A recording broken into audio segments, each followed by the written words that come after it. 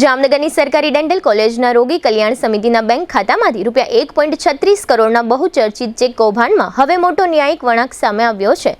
Jamnagar sessions કોર્ટમાં આરોપી શોભિત ગર્ગની જામીન અરજી પણ સુનાવણી દરમિયાન કોર્ટે પોલીસ તપાસ પર ગંભીર સવાલો ઉઠાવતા સમગ્ર કેસમાં નવી ચર્ચા જગાવી છે।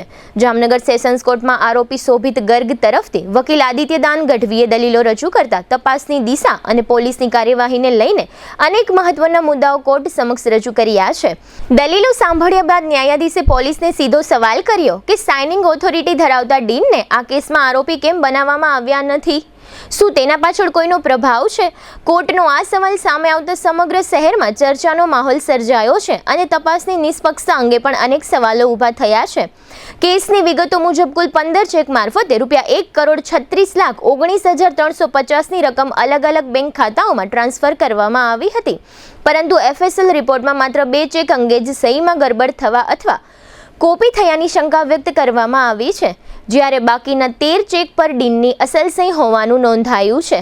આ મુદ્દે બચાવ પક્ષે સવાલ ઉઠાવ્યો કે જો 13 ચેક પર સત્તાવાર સહી છે તો આટલી મોટી રકમની ચૂકવણી માટે જવાબદારી માત્ર એક કરાર આધારિત કર્મચારી પર કેવી રીતે મૂકી શકાય? બચાવ પક્ષે કોર્ટમાં વધુમાં આવી દલીલ કરી કે 5 લાખ રૂપિયાથી વધુના ચેક ક્લિયર કરવા માટે બેંકમાં પોઝિટિવ પે સિસ્ટમ અંતર્ગત ફોર્મ ભરવું ફરજિયાત હોય છે અને તેમાં પણ સાઇનિંગ ઓથોરિટીની સહી જરૂરી હોય છે।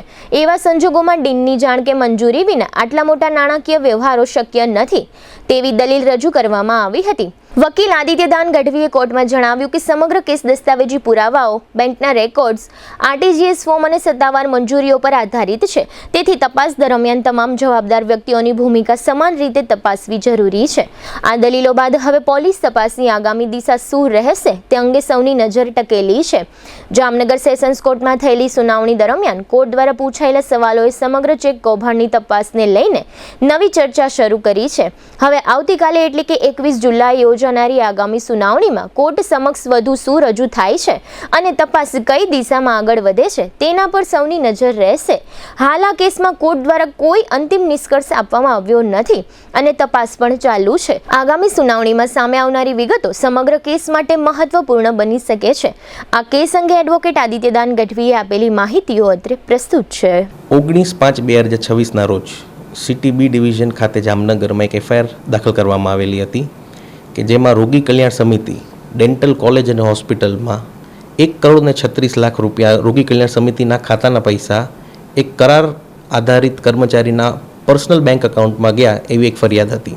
આ કામના ફરિયાદી ડૉક્ટર સંજયભાઈ ઉમરાણીયા છે અને ફરિયાદ જોતા એવું કહેવામાં આવે છે કે આરોપીએ જેમ તેમ રીતે ડીનની સિગ્નેચર કરી અને રોગી કલ્યાણ સમિતિના ખાતામાંથી પોતાના અંદર ખાતામાંથી 1,36,00,000 રૂપિયા ટ્રાન્સફર કરેલા। આ કામમાં અમે આરોપીની સેટરડેના જામીન અરજીનું હિયરિંગ હતું અને આ હિયરિંગ દરમિયાન અમે કોર્ટને અમુક કેસને લગતા તથ્યો કીધા। આ જામીન અરજીને હિયરિંગ દરમિયાન અમે કોર્ટને એવું કીધેલું કે આ કામનો એકમાત્ર આરોપી છે, એની સત્તા અને એની ઓથોરિટી ખૂબ મર્યાદિત છે, એટલે કે ન તો એ સાઇનિંગ ઓથોરિટી છે, ન એ સેન્કશનિંગ ઓથોરિટી છે અને કોઈ પણ જાતના ઇન્વોઇસ પાસ કરવાની એની આગળ કોઈ મર્યાદા, એની આગળ કોઈ સત્તા છે નહીં। કોર્ટે આ વાત સ્વીકારી, કોર્ટે આ વાતને એકનોલેજ કરી અને આઈઓને કીધેલું કે હજી સુધી ડીનને તમે આરોપી કેમ બનાવ્યા નથી। ખરેખરમાં રોગી કલ્યાણ સમિતિમાં કોઈ પણ જાતના એક્સપેન્સ હોય છે તો એની એક પર્ટિક્યુલર ગાઈડલાઇન મુજબની એક પ્રોસેસ હોય છે।